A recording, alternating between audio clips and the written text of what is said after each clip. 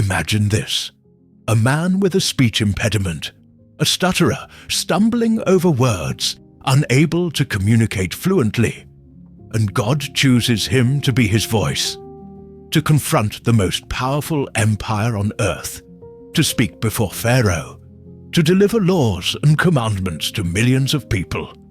The irony is brutal, but there's more. This man isn't just a stutterer. He's a fugitive murderer and fled like a coward into the desert, spent 40 years in hiding as a shepherd of sheep, trying to forget who he was, trying to erase the past. But the past doesn't erase, and God doesn't forget. And when God finally calls him, when he returns to Egypt, when the 10 plagues devastate the most powerful nation on earth, when the Red Sea splits in two, when he climbs Mount Sinai and speaks face to face with the Creator of the universe, when he becomes the greatest prophet Israel ever had, the man who wrote the first 5 books of the Bible, he makes a mistake. One single mistake, strikes instead of speaks. And because of that, he loses everything. God tells him, "You will see the promised land from afar, but you will never enter it." 40 years leading the people through the desert, freeing them from slavery, parting the sea, receiving the law, interceding, building the tabernacle, enduring daily complaints. And in the end, for one act of disobedience, everything lost.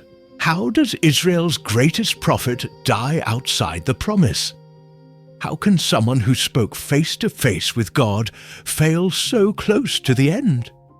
The answer is frightening and reveals something many don't want to accept. It doesn't matter how many years you served God. It doesn't matter how many miracles you saw. It doesn't matter how close to God you were. One moment of disobedience has consequences, and for leaders, the consequences are devastating. Not the cartoon hero who parts the sea with a smile, not the friendly old man with white hair holding stone tablets. The real man, with real flaws, with real anger, with real consequences. A murderer God transformed into a deliverer. A stutterer God used as his voice. A man who saw God's glory like no one else, but who in the end lost the reward for 1 second of losing control. If this doesn't shake you, you didn't understand who Moses really was, and you didn't understand how God deals with disobedience.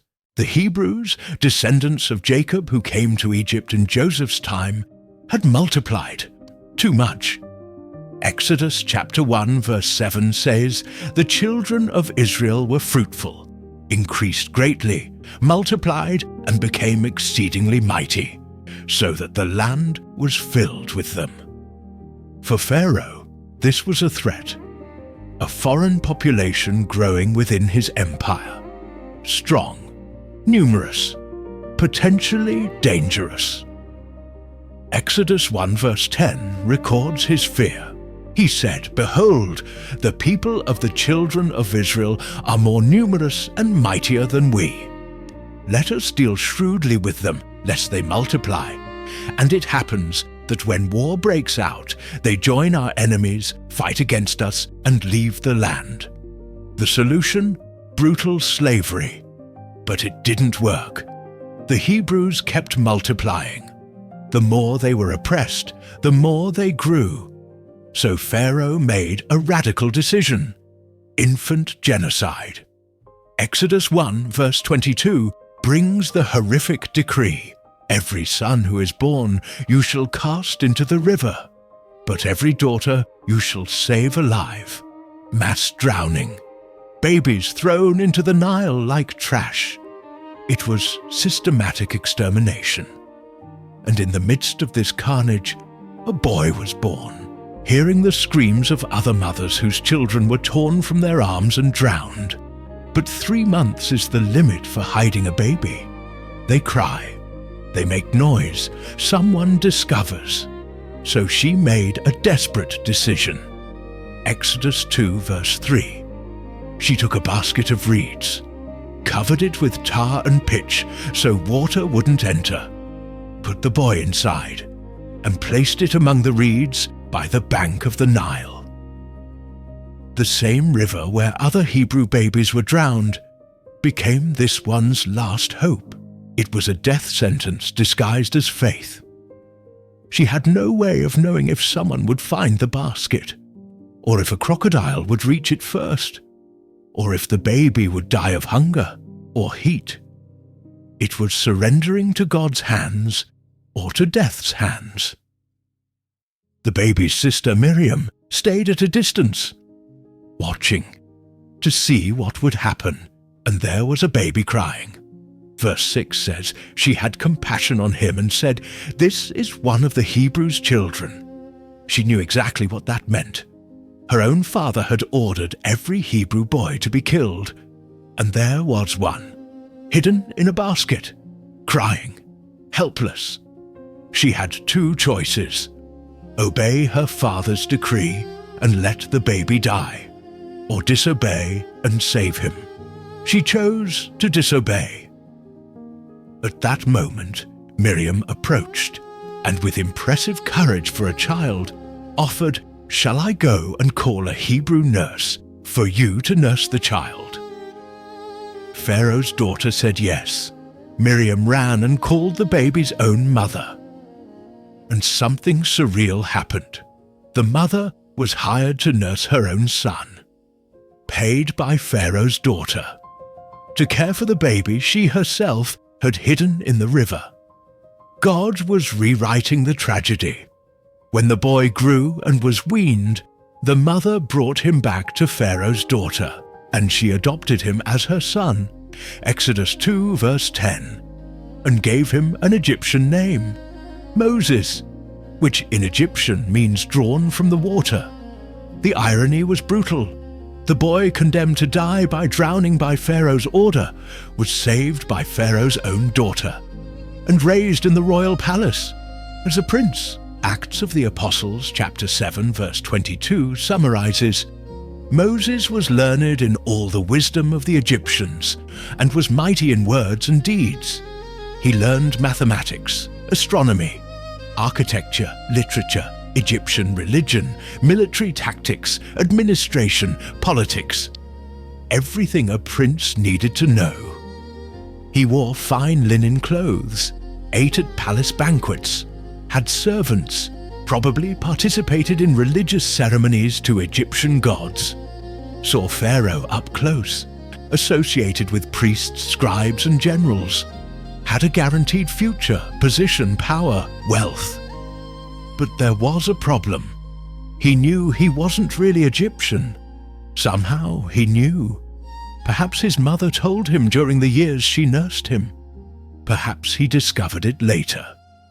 Hebrews chapter 11 verse 24 says that by faith Moses, when he became of age, refused to be called the son of Pharaoh's daughter.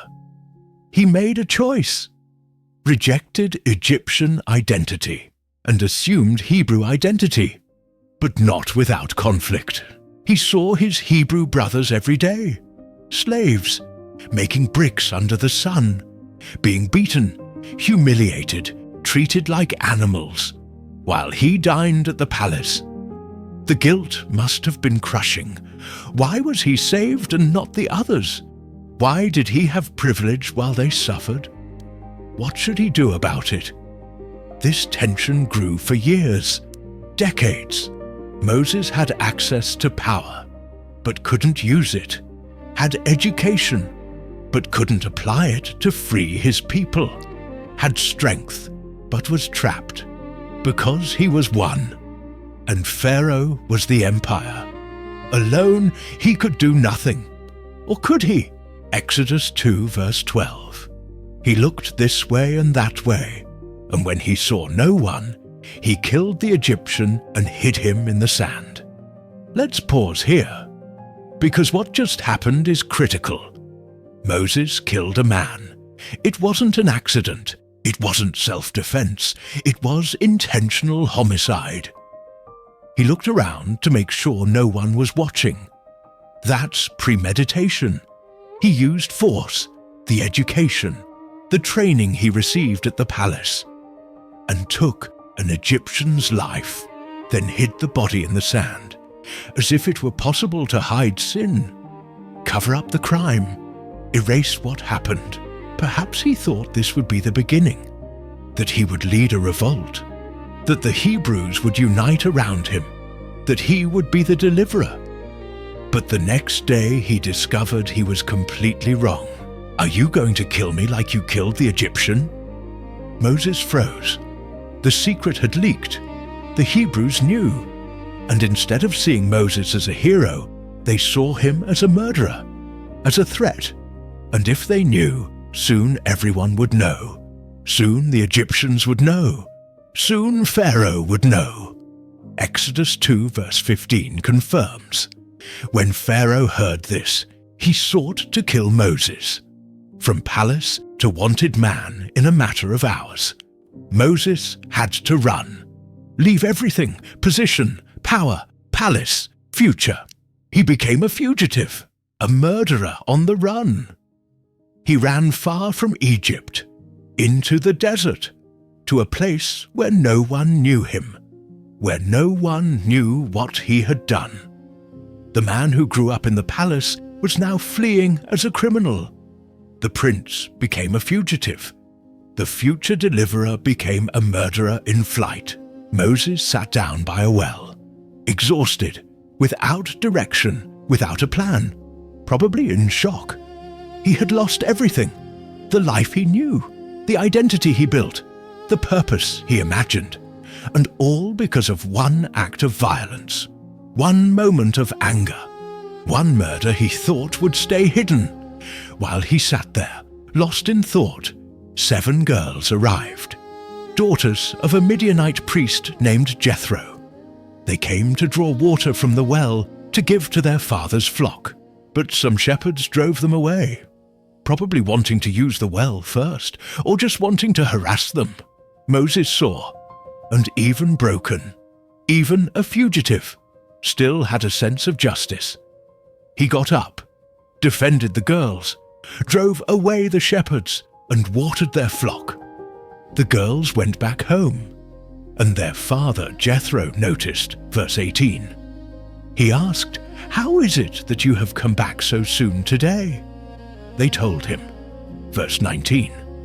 "An Egyptian man delivered us from the hand of the shepherds, and he even drew water for us and watered the flock, from prince of Egypt to son-in-law of a Midianite priest, from palace dweller to shepherd of sheep."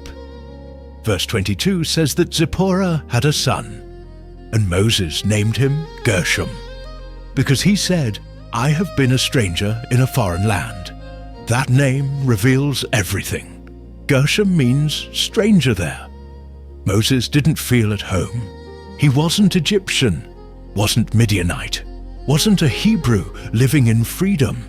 He was an exile, a fugitive, a man with blood on his hands, trying to start over, trying to forget, trying to live a normal life. But you don't forget a murder. You don't erase a past. And you don't run from God. Moses was about to discover that. But Moses was still in the desert, still a shepherd, still hiding. And the verse continues. The children of Israel groaned because of their bondage and cried out. Their cry came up to God. Verse 24. God heard their groaning, remembered his covenant with Abraham, Isaac, and Jacob. Verse 25. God looked upon the children of Israel, and God acknowledged them. While Moses was hiding in the desert, thinking God had discarded him, God was seeing Israel's suffering, hearing their cry, remembering the promise, and preparing to act.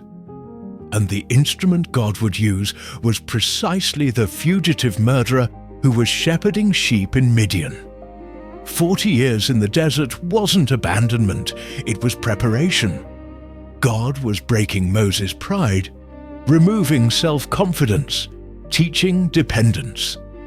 Because the man God would use couldn't trust Egyptian education, nor his own strength, nor position. He would have to trust only God, and 40 years in the desert was the time needed for that. The Moses who killed the Egyptian trusted himself.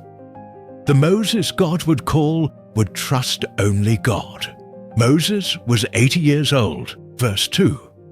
And the angel of the Lord appeared to him in a flame of fire from the midst of a bush. Moses looked. The bush was on fire, but wasn't being consumed. The flames burned, but the bush didn't turn to ash, didn't shrink, didn't die, remained intact, burning, but not being consumed. Verse 3. Moses said, I will turn aside and see this great sight, why the bush does not burn. It was human curiosity, nothing spiritual. He just wanted to understand the phenomenon. But when he approached, God spoke. Verse 4. The Lord saw that he turned aside to see, and God called to him from the midst of the bush, Moses, Moses, twice, like Abraham, like Samuel, like Saul. When God calls like that, it's urgent, it's personal, it's definitive. Moses answered, Here I am. And God said, verse 5, Do not draw near this place. Take off your sandals from your feet, for the place where you stand is holy ground. Moses obeyed, barefoot, trembling, realizing he wasn't before a natural phenomenon. He was before the sacred, speaking with an 80-year-old fugitive murderer. Verse 7. God continued, I have surely seen the oppression of my people who are in Egypt. I have heard their cry because of their taskmasters. I know their sorrows.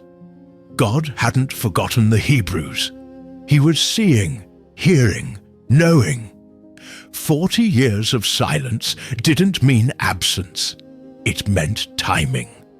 Verse 8, I have come down to deliver them out of the hand of the Egyptians, and to bring them up from that land to a good and spacious land, a land flowing with milk and honey, deliverance, promise, hope. But then came the part Moses didn't expect. Verse 10, Come now therefore, and I will send you to Pharaoh, that you may bring my people, the children of Israel, out of Egypt. The irony was absurd. The man who fled Egypt as a criminal would have to return as a deliverer. The man who killed an Egyptian would have to confront the empire. The man who spent 40 years in hiding would have to lead millions in the Exodus. Verse 11. Moses responded, Who am I that I should go to Pharaoh and bring the children of Israel out of Egypt? 40 years earlier, he would have said, Of course, I'll go. I'm a prince. I have education. I have strength. But now, after 40 years in the desert, the answer was different. Who am I? Nobody. A shepherd, an old man, a fugitive, a failure. Verse 12. God answered, Certainly I will be with you, and this shall be a sign to you that I have sent you. It didn't depend on who Moses was, it depended on who God is. Verse 13. Moses asked, When I go to the children of Israel and say to them, The God of your fathers has sent me to you, and they ask me, What is his name? What shall I say to them? Verse 14, God answered with the most profound statement in the Old Testament, I am who I am. And he said, Thus you shall say to the children of Israel, I am has sent me to you, the name of God, Yahweh, the one who is, self-existent, eternal, unchanging, sufficient. This was the God sending Moses, the staff that turned into a serpent, the hand that became leprous and was healed, the water that turned to blood, 3 supernatural signs to validate the mission. But still Moses resisted. Verse 10. O Lord, I am not eloquent, neither before nor since you have spoken to your servant. I am slow of speech and slow of tongue. He was a stutterer, had difficulty speaking, stumbled over words, and God was choosing him to be his voice, to speak before Pharaoh, to transmit laws to Israel, to be a prophet. The divine irony was perfect. Verse 11, God answered, "Who has made man's mouth? Or who makes the mute, the deaf, the seeing, or the blind? Have not I, the Lord?" Verse 12, Now therefore go, and I will be with your mouth, and teach you what you shall say. But Moses still tried to escape. Verse 13, O Lord, please send by the hand of whomever else you may send. Send anyone else, just not me. Verse 14, Then the anger of the Lord was kindled against Moses, but God conceded, Is not Aaron the Levite your brother? I know that he can speak well. He will come to meet you and be glad. You shall speak to him and put the words in his mouth. I will be with your mouth and with his mouth, and will teach you what you shall do. He shall speak for you to the people. The mission was given. The call was made. Moses, the 80-year-old stuttering murderer, would return to Egypt, and God would use precisely this broken, flawed, unlikely man to accomplish the greatest act of deliverance in Israel's history. The man who trusted himself and failed would have to trust God and succeed. Aaron spoke all the words the Lord had spoken to Moses and performed the signs before the people, the staff turning into a serpent, the hand becoming leprous and being healed, and the people believed. Verse 31, When they heard that the Lord had visited the children of Israel, and that he had looked on their affliction, they bowed their heads and worshipped. There was hope. After centuries of slavery, God had finally remembered them. But the next step was confronting the most powerful man on the planet, Pharaoh. Moses and Aaron entered the palace and said to Pharaoh, Thus says the Lord God of Israel, let my people go. Verse 2. The response was absolute contempt.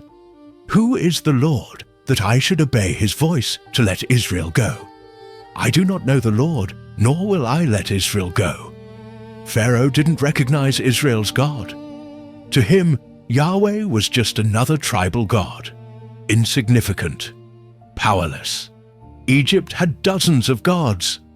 Ra, the sun god; Hapi, the god of the Nile; Hathor, the goddess of the sky; Osiris, the god of the dead. Why should he fear the god of slaves?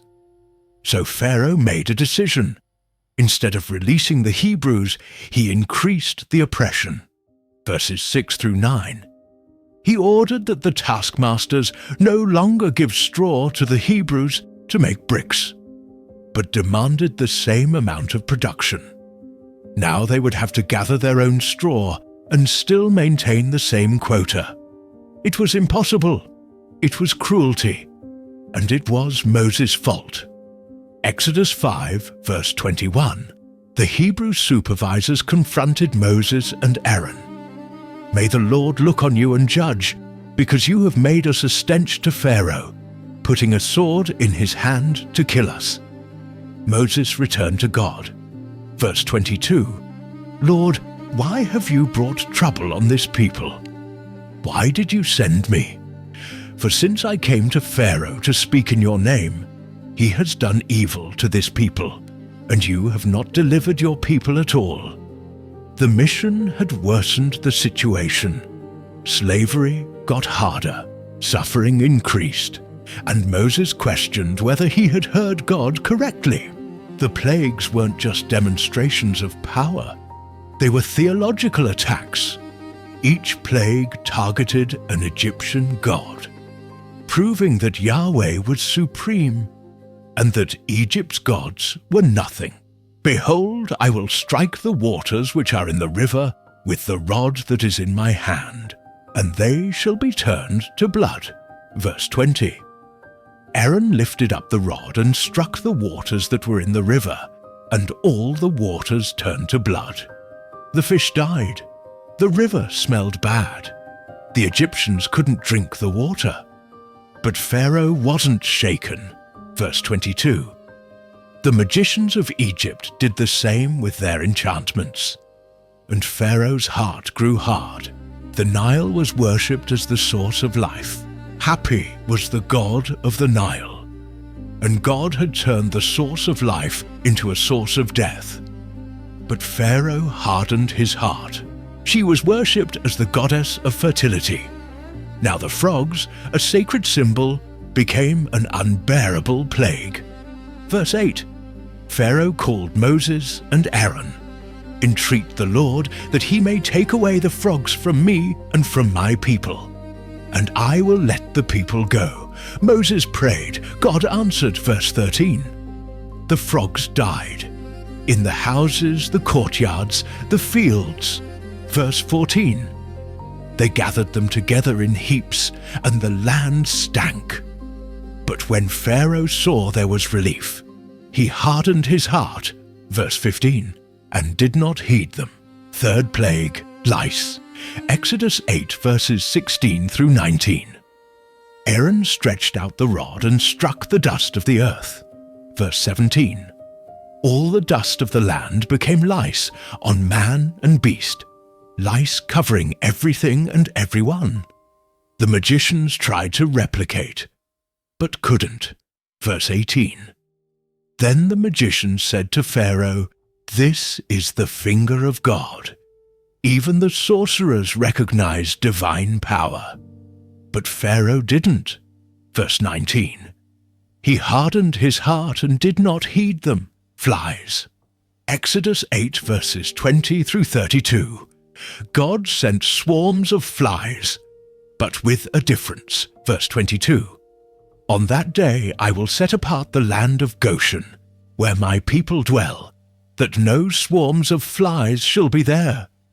The plagues now made a distinction. Egyptians suffered. Hebrews didn't. Verse 24. Thick swarms of flies came into Pharaoh's house, into his servants' houses, and into all the land of Egypt. The land was corrupted because of the swarms. Pharaoh called Moses. Go, sacrifice to your God, but do it in this land. He was negotiating. Moses refused. Verse 27. We will go 3 days' journey into the wilderness and sacrifice to the Lord. Pharaoh agreed. Verse 28. I will let you go, that you may sacrifice to the Lord. Only you shall not go very far away. Intercede for me. Moses prayed. The flies departed. But verse 32. Pharaoh hardened his heart this time also, and did not let the people go. Exodus 9 verses 1 through 7. God warned. Verse 3. The hand of the Lord will be on your cattle in the field, on the horses, the donkeys, the camels, the oxen, and the sheep. A very severe pestilence. Again with distinction. Verse 4. The Lord will make a difference between the livestock of Israel and the livestock of Egypt, so nothing shall die of all that belongs to the children of Israel. And it happened. Verse 6. All the livestock of Egypt died, but of the livestock of the children of Israel not one died. Pharaoh sent to check. It was true. But verse 7. The heart of Pharaoh became hard, and he did not let the people go. The magicians could not stand before Moses because of the boils, for the boils were on the magicians and on all the Egyptians. Khnum was the creator god who molded human bodies. Isis was the goddess of healing. But neither could heal the wounds. Verse 12. But the Lord hardened Pharaoh's heart, and he did not heed them. For at this time I will send all my plagues on your heart on your servants and on your people, that you may know that there is none like me in all the earth. Verse 18.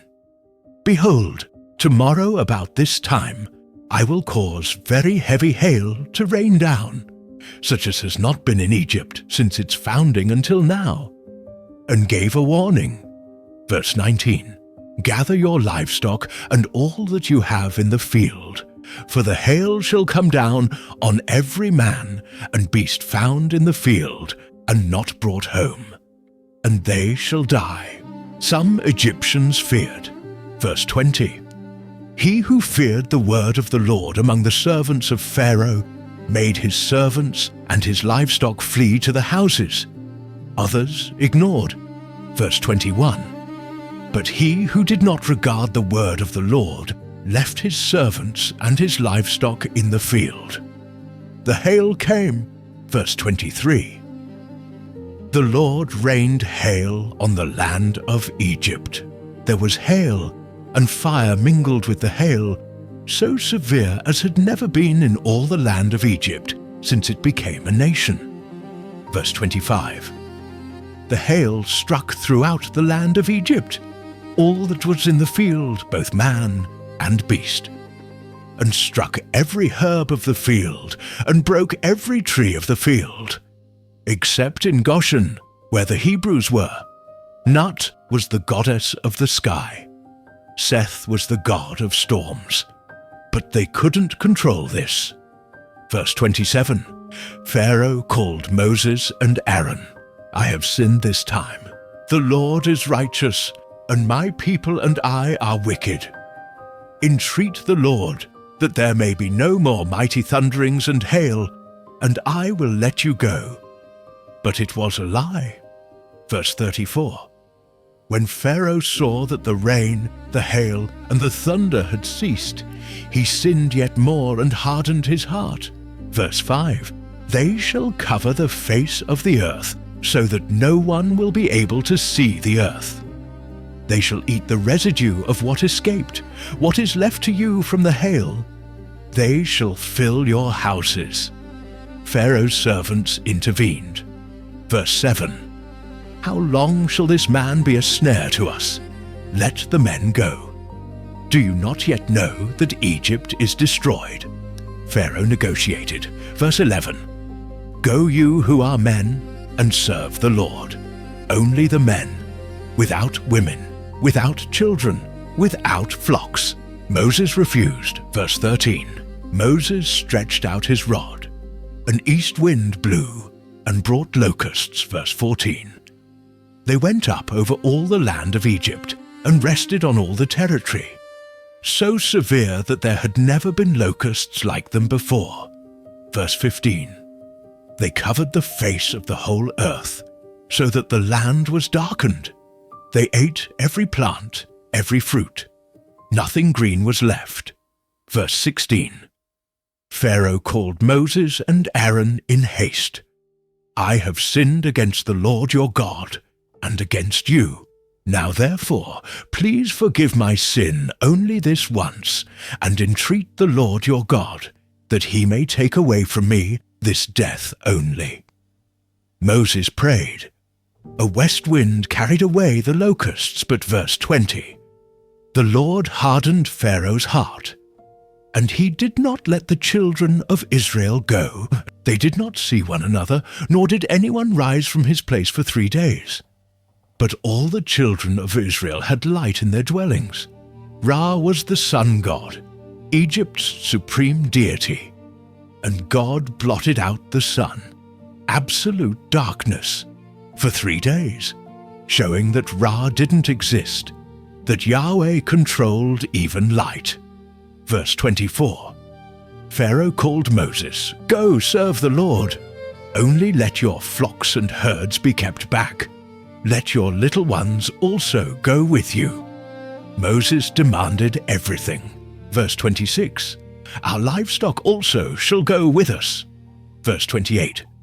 Pharaoh exploded. Get away from me and take heed to yourself and see my face no more. For in the day you see my face, you shall die. Verse 29. Moses answered, You have spoken well. I will never see your face again. Thus says the Lord. About midnight I will go out into the midst of Egypt. And all the firstborn in the land of Egypt shall die, from the firstborn of Pharaoh who sits on his throne, even to the firstborn of the female servant who is behind the handmill, and all the firstborn of the animals. Verse 6. There shall be a great cry throughout all the land of Egypt, such as was not like it before, nor shall be like it again.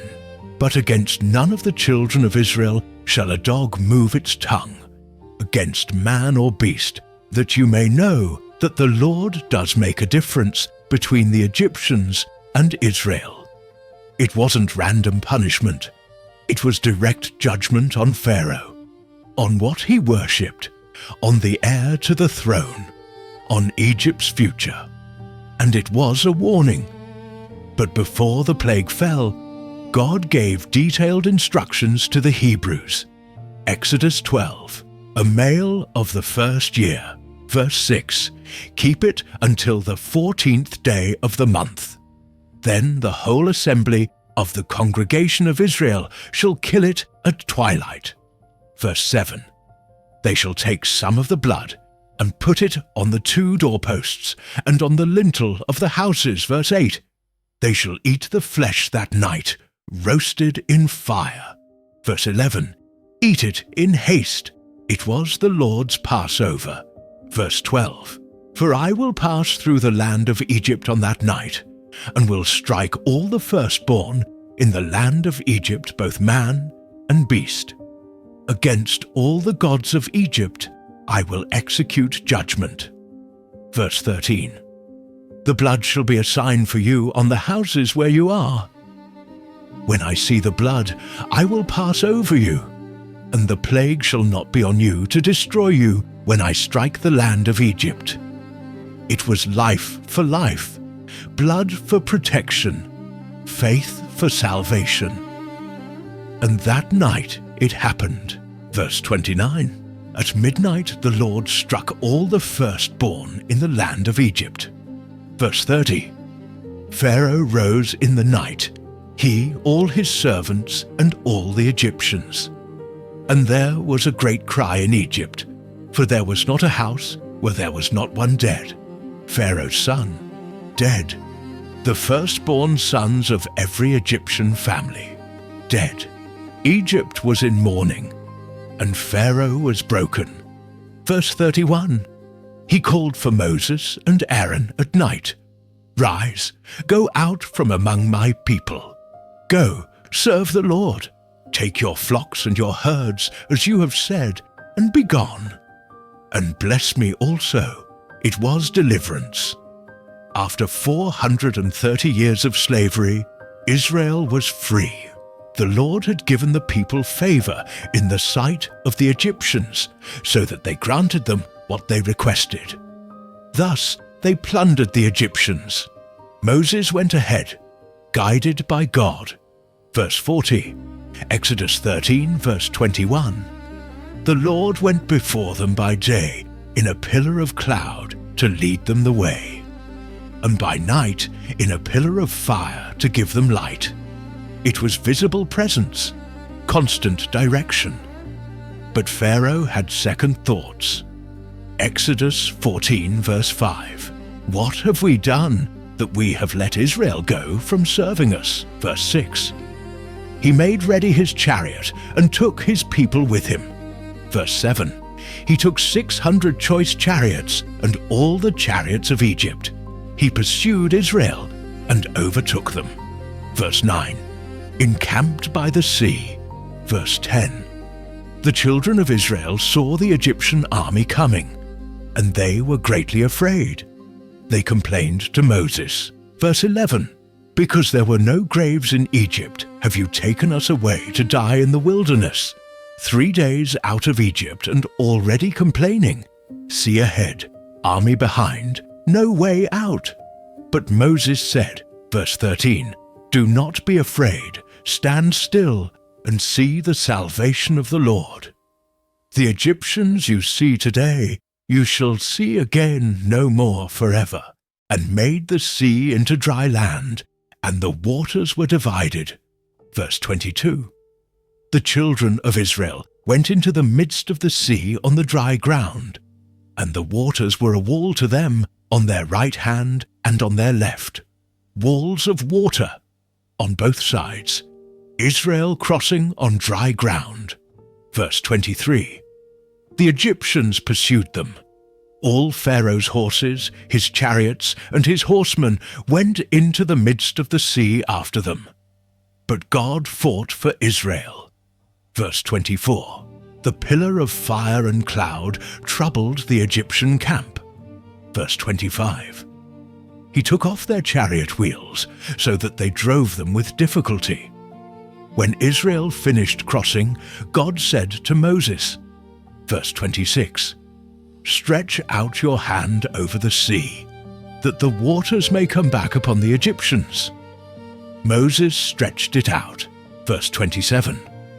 At dawn, the sea returned to its place. The waters covered the chariots and the horsemen, all Pharaoh's army that had followed them into the sea. Not so much as one of them remained. Verse 30. Thus the Lord saved Israel that day from the hand of the Egyptians. And Israel saw the Egyptians dead on the seashore. The sea that saved baby Moses now saved the entire nation. It was undeniable miracle. And Israel sang.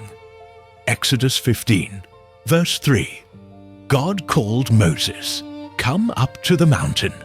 And God spoke, verse 5, If you will indeed obey my voice and keep my covenant, then you shall be a special treasure to me above all people. Verse 6, You shall be to me a kingdom of priests and a holy nation. The people responded, verse 8, All that the Lord has spoken we will do.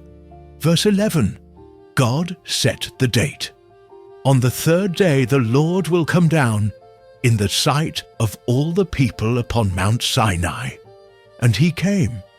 Verse 16, On the third day in the morning there were thunderings and lightnings, and a thick cloud on the mountain, and the sound of the trumpet was very loud, so that all the people who were in the camp trembled. Verse 18, Mount Sinai was completely in smoke, because the Lord descended upon it in fire. Its smoke ascended like the smoke of a furnace, and the whole mountain quaked greatly.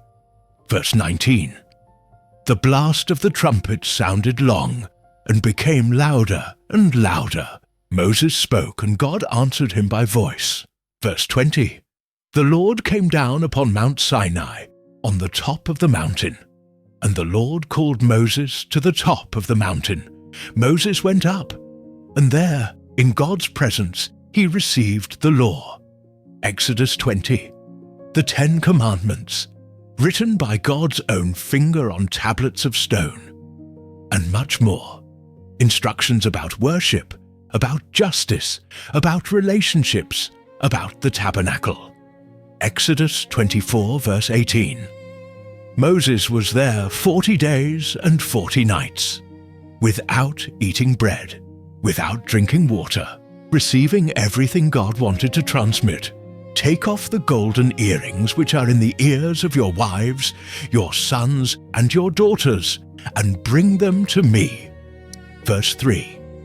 All the people took off the golden earrings and brought them to Aaron. Verse 4. He received the gold from their hand and fashioned it with an engraving tool and made a molded calf.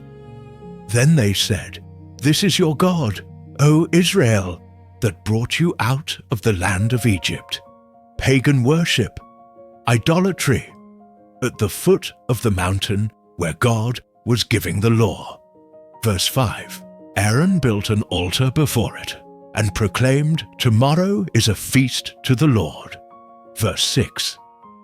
The next day they rose early, offered burnt offerings, and brought peace offerings.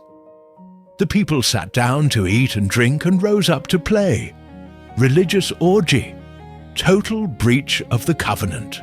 They have made themselves a molded calf, and worshipped it and sacrificed to it, and said, "This is your God, O Israel, that brought you out of the land of Egypt." Verse 9. The Lord said to Moses, "I have seen this people, and indeed it is a stiff-necked people." Verse 10. Now therefore let me alone, that my wrath may burn hot against them, and I may consume them. And I will make of you a great nation. God was offering Moses what he offered Abraham. Start over. Make him a nation. But Moses didn't accept. Verse 11. He interceded, "Lord, why does your wrath burn hot against your people, whom you have brought out of the land of Egypt, with great power and with a mighty hand?" Verse 12. Why should the Egyptians speak and say, "He brought them out to harm them, to kill them in the mountains, and to consume them from the face of the earth"? Turn from your fierce wrath, and relent from this harm to your people. Verse 13. Remember Abraham, Isaac, and Israel, your servants, to whom you swore by your own self, and said to them, "I will multiply your descendants as the stars of heaven." Verse 14. So the Lord relented from the harm which he said he would do to his people. Moses came down with the 2 tablets of the testimony in his hand. Verse 18. Joshua heard noise and said, "There is a noise of war in the camp." Verse 19. When Moses came near the camp and saw the calf and the dancing, his anger became hot. He cast the tablets out of his hands and broke them at the foot of the mountain. The law broken, symbolizing the broken covenant. Verse 20. He took the calf which they had made, burned it in the fire, ground it to powder, scattered it on the water, and made the children of Israel drink it. Then he summoned the Levites. Verse 27.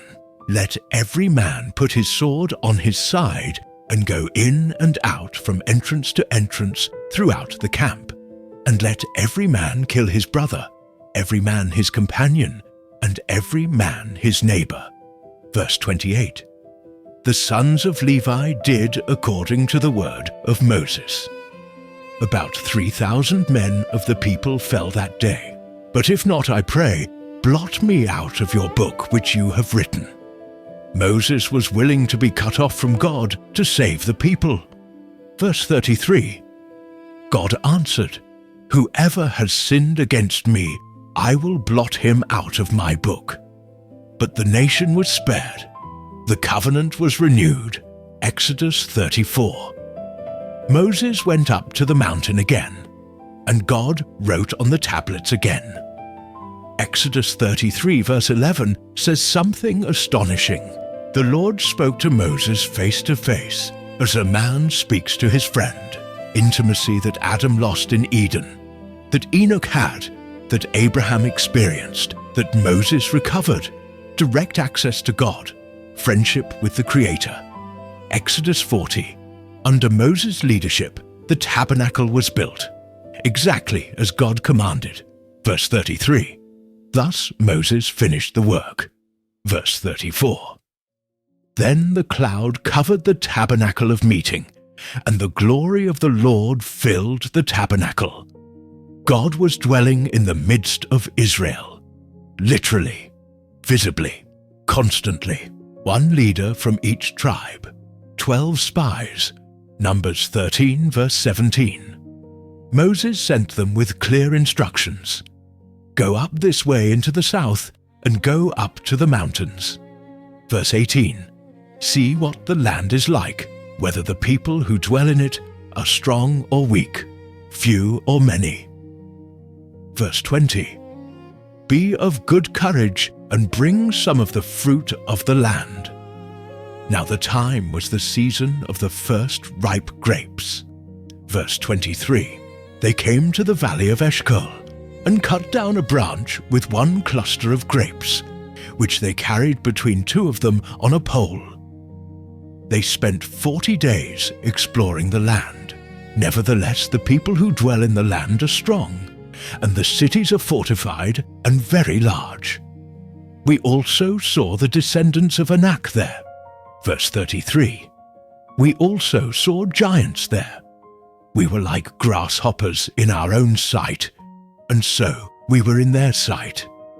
10 of the 12 spies gave a negative report. Impossible to conquer. Enemies too big. Cities too fortified. We were like grasshoppers. But 2 spies disagreed. Verse 30. Caleb quieted the people before Moses and said, "Let us go up at once and take possession, for we are well able to overcome it." It was a matter of faith. God had promised. God would give the victory. But the people wouldn't listen. Verse 3, they said, "Why has the Lord brought us to this land to fall by the sword, that our wives and children should become victims? Would it not be better for us to return to Egypt?" Numbers 14, verse 4. And they said to one another, "Let us select a leader and return to Egypt. If the Lord delights in us, then he will bring us into this land and give it to us, a land which flows with milk and honey." Verse 9. Only do not rebel against the Lord, nor fear the people of the land, for they are our bread. Their protection has departed from them. The Lord is with us. Do not fear them. But the people didn't listen. Verse 10. All the congregation threatened to stone them. And then the glory of the Lord appeared. Verse 11. God said to Moses, "How long will these people reject me? And how long will they not believe me, with all the signs which I have performed among them?" Verse 12. I will strike them with the pestilence and disinherit them. I will make of you a nation greater and mightier than they. God was ready to destroy Israel and start over with Moses, and they will tell the inhabitants of this land, "They have heard that you, Lord, are among these people, that you, Lord, are seen face to face. Your cloud stands above them, and you go before them in a pillar of cloud by day and in a pillar of fire by night." Verse 15. If you kill these people as one man, the nations which have heard of your fame will speak, saying, verse 16, "Because the Lord was not able to bring this people to the land which he swore to them, therefore he killed them in the wilderness." Verse 17. "Now I pray, let the power of my Lord be great." Verse 19. "Pardon, I pray, the iniquity of this people, according to the greatness of your mercy." Verse 20. "The Lord said, I have pardoned according to your word." God spared the nation, but not without consequence. Verse 21. "But truly, as I live, all the earth shall be filled with the glory of the Lord." Verse 22. "Because all these men who have seen my glory, and the signs which I did in Egypt and in the wilderness, and have tested me now these 10 times, and have not heeded my voice." Verse 23. "They certainly shall not see the land of which I swore to their fathers, nor shall any of those who rejected me see it." Verse 29. "Your carcasses shall fall in this wilderness." Verse 30. "You shall by no means enter the land which I swore I would make you dwell in, except for Caleb and Joshua." Verse 33. "Your sons shall be shepherds in the wilderness 40 years, and bear the brunt of your infidelity, until your carcasses are consumed in the wilderness." Verse 34. "According to the number of the days in which you spied out the land, 40 days. For each day you shall bear your guilt 1 year, 40 years, and you shall know my rejection." 40 years, an entire generation would have to die in the wilderness because they didn't trust God. The children of Israel also wept again and said, "Who will give us meat to eat?" Verse 5, we remember the fish which we ate freely in Egypt, the cucumbers, the melons, the leeks, the onions, and the garlic. Verse 6, but now our whole being is dried up. There is nothing at all except this manna before our eyes. They had manna, bread from heaven, sent by God every morning. But they wanted meat. They wanted the foods of Egypt. They missed slavery because the food was better. Verse 10. Moses heard the people weeping, every family at the door of their tent. The anger of the Lord was greatly aroused, but Moses was also displeased. Verse 11. Moses said to the Lord, why have you afflicted your servant? And why have I not found favor in your sight, that you have laid the burden of all these people on me? Verse 12. Did I conceive all these people? Did I beget them, that you should say to me, carry them in your bosom, as a guardian carries a nursing child, to the land which you swore to their fathers? Verse 13. Where am I to get meat to give to all these people? For they weep all over me, saying, give us meat that we may eat. Verse 14. I am not able to bear all these people alone, because the burden is too heavy for me. Verse 15. If you treat me like this, please kill me here and now, if I have found favor in your sight, and do not let me see my wretchedness. Moses was at his limit, exhausted, crushed, depleted. The weight of leadership was breaking him. God responded, gave 70 elders to help him, and sent meat. Verse 31. A wind went out from the Lord, and it brought quail from the sea, and left it them fluttering over the camp, about a day's journey on this side, and about a day's journey on the other side, all around the camp, and about 2 cubits above the surface of the ground.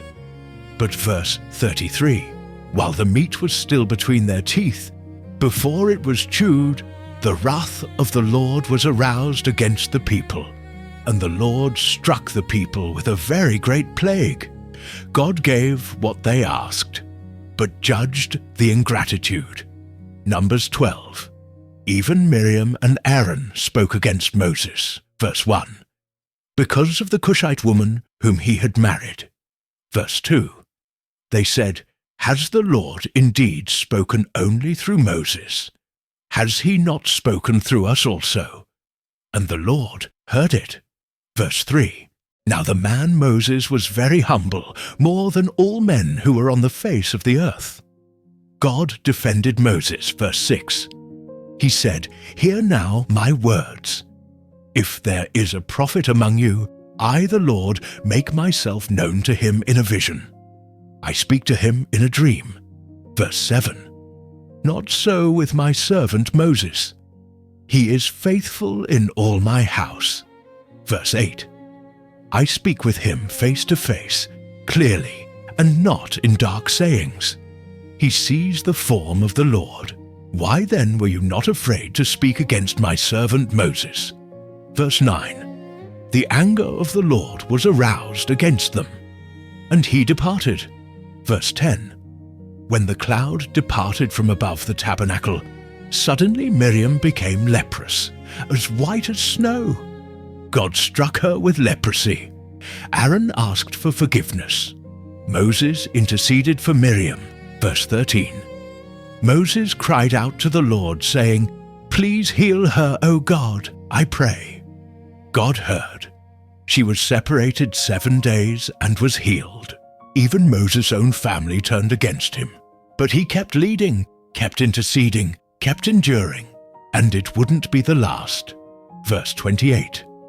Moses said, by this you shall know that the Lord has sent me to do all these works, for I have not done them of my own will. Verse 30. But if the Lord creates a new thing, and the earth opens its mouth and swallows them up, then you will understand that these men have rejected the Lord. Verse 31. As soon as he finished speaking all these words, The ground under them split apart. Verse 32. The earth opened its mouth and swallowed them up, with their households and all the men with Korah, with all their goods. Verse 33.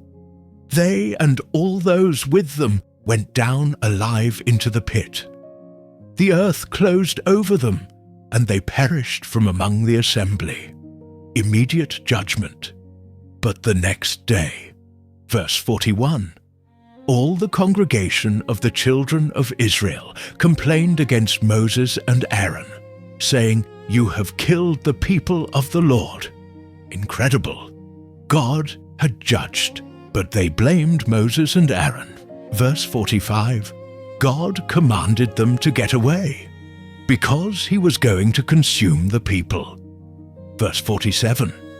Moses said to Aaron, "Take a censer, put fire in it from the altar, put incense on it, take it quickly to the congregation, and make atonement for them, for wrath has gone out from the Lord.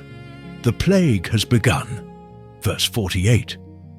Aaron took the censer, ran into the midst of the assembly, and indeed the plague had begun among the people. He put in the incense and made atonement for the people. Verse 49. Those who died in the plague were 14,700.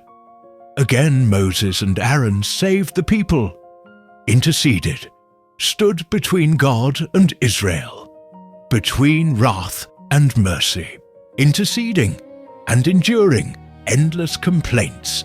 We have no water, we have no meat, we want to go back to Egypt. Moses is wrong, God isn't with us. Why did we leave slavery? 40 years hearing this, 40 years carrying the weight, 40 years being the intermediary between God and a rebellious people. Numbers 12 verse 3 called Moses the most humble man on all the earth. Humble, meek, patient, controlled, and he was, for decades. But there's a limit to everything, even to humility. And Moses was about to reach that limit. The people contended with Moses, saying, "If only we had died when our brethren died before the Lord." Verse 4.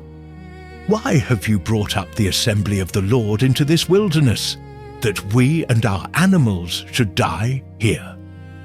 Verse 5. Why have you made us come up out of Egypt to bring us to this evil place?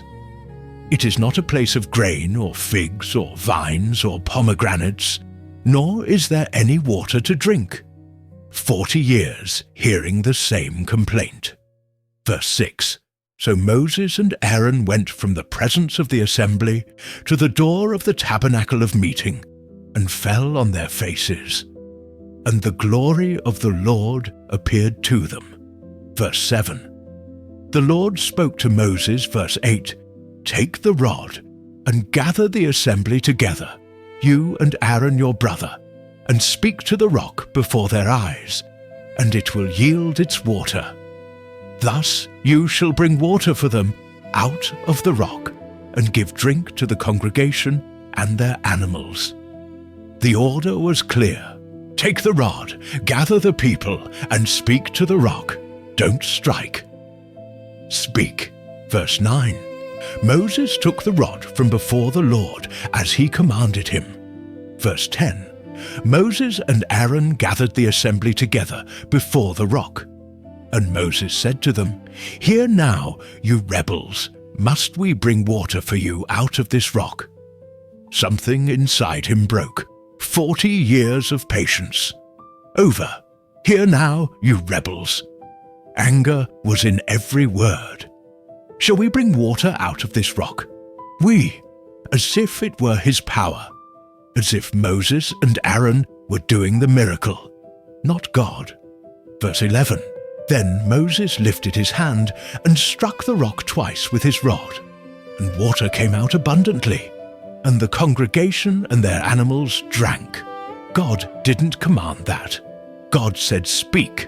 Moses struck twice, with anger, with frustration, with 40 years of exhaustion. exploding in one act of disobedience. The water came out, the people drank, but God wasn't satisfied. Then the Lord spoke to Moses and Aaron, "Because you did not believe me, to hallow me in the eyes of the children of Israel, therefore you shall not bring this assembly into the land which I have given them." The sentence came immediately. You did not believe me. You did not hallow me. Therefore you shall not enter. 40 years, delivering from slavery, parting the sea, climbing Sinai, receiving the law, interceding, building the tabernacle, leading, enduring, carrying the weight, and in one moment of anger, in one act of disobedience, striking the rock instead of speaking to it, Moses lost the right to enter the promised land. Verse 13. This was the water of Meribah, because the children of Israel contended with the Lord, and he was hallowed among them. Meribah, contention, quarrel, where the people quarreled with God, and where Moses failed. It was about representation. God had said, "Speak to the rock." Moses struck. God had said the water would come by the word. Moses used force. God was teaching that provision comes through faith, through obedience, through the word, not through violence, not through anger. And Moses, in front of the entire congregation, distorted the message, said, "Shall we bring out water?" as if it were human power, not divine. Numbers 12, verse 3, had called Moses the most humble man on all the earth. Humble, meek, patient. And he was.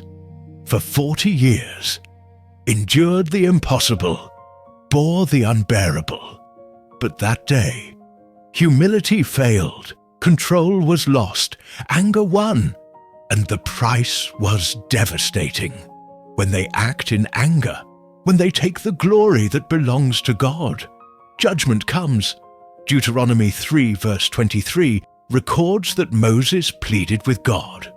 Verse 25, "Please let me cross over and see the good land beyond the Jordan." But God answered, verse 26, "But the Lord was angry with me on your account and would not listen to me. The Lord said to me, 'Enough of that. Speak no more to me of this matter.'" The decision was final, irreversible. Moses would not enter, but he continued leading. Deuteronomy records Moses' last speeches, recounting the history, repeating the law, teaching the new generation, preparing for the conquest. Joshua was commissioned. Deuteronomy 31, verse 7. Moses called Joshua and said to him in the sight of all Israel, "Be strong and of good courage, for you must go with this people to the land which the Lord has sworn to their fathers to give them. You shall cause them to inherit it." Verse 8, "The Lord, He is the one who goes before you. He will be with you. He will not leave you nor forsake you. Do not fear nor be dismayed." Moses was passing the baton, preparing his successor, knowing he wouldn't see the end of the journey. Verse 14, "The Lord said to Moses, 'Behold, the days approach when you must die. Call Joshua and present yourselves in the tabernacle of meeting, that I may give him a charge.' Moses and Joshua went and presented themselves in the tabernacle of meeting. The transition was happening. Deuteronomy 32. Moses taught a song to Israel, so they would never forget. Verse 46, "He said to them, 'Set your hearts on all the words which I testify among you today, which you shall command your children to be careful to observe, all the words of this law.'" Verse 47, "For it is not a futile thing for you, because it is your life. And by this word you shall prolong your days in the land." And then came the final command. Verse 48, "That same day the Lord spoke to Moses, saying," verse 49, Go up this mountain of the Abarim, Mount Nebo, which is in the land of Moab, across from Jericho. View the land of Canaan, which I am giving to the children of Israel as a possession. Verse 50. Die on the mountain which you ascend, and be gathered to your people, just as Aaron your brother died on Mount Hor, and was gathered to his people. Verse 51. Because you trespassed against me among the children of Israel at the waters of Meribah Kadesh, in the wilderness of Zin, because you did not hallow me in the midst of the children of Israel. Verse 52. You shall see the land before you, yet you shall not go there, into the land which I am giving to the children of Israel. Moses went up from the plains of Moab to Mount Nebo, to the top of Pisgah, which is across from Jericho. And the Lord showed him all the land. Moses was 120 years old. Verse 7. His eyes were not dim, nor his natural vigor diminished. Still strong, still lucid. Verse 4. The Lord said to him, This is the land of which I swore to Abraham, Isaac, and Jacob, saying, I will give it to your descendants. I have caused you to see it with your eyes, but you shall not cross over there. From the top of the mountain Moses saw Gilead as far as Dan, all of Naphtali, the land of Ephraim and Manasseh, all Judah to the western sea, the Negev, the plain of the valley of Jericho, the city of palm trees, as far as Zoar, everything from afar, the land God had promised to Abraham, that Moses had fought 40 years to reach, that he had led Israel through the desert to possess, there, visible but unreachable. Verse 5. So Moses, the servant of the Lord, died there in the land of Moab, according to the word of the Lord, the servant of the Lord, until the end, even without entering the land, even paying the price of disobedience. Servant, buried by God's own hands. Verse 7. Moses was 120 years old when he died. His eyes were not dim, nor his natural vigor diminished. Verse 8. The children of Israel wept for Moses in the plains of Moab 30 days. So the days of weeping and mourning for Moses ended. Verse 9. Joshua, the son of Nun, was full of the spirit of wisdom, for Moses had laid his hands on him. So the children of Israel heeded him, and did as the Lord had commanded Moses. Leadership passed on. The journey continued, but without Moses, and by all that mighty power, and all the great terror which Moses performed in the sight of all Israel. Unique, incomparable, the greatest prophet Israel ever had, until the one to whom Moses pointed came, the true deliverer, the true mediator, the true intercessor, Jesus, the one who didn't fail, who didn't sin, who entered the true promised land and brought his people with him. Moses died outside the promise, but his story didn't end there. Thousands of years later, on the Mount of Transfiguration, Moses appeared with Elijah, talking with Jesus about the exodus Jesus was about to accomplish in Jerusalem. Moses didn't enter Canaan, but he entered something much greater, the eternal presence of God. And there, finally, there was no more desert, no more rebellion, no more rock to strike, only God, face to face, forever.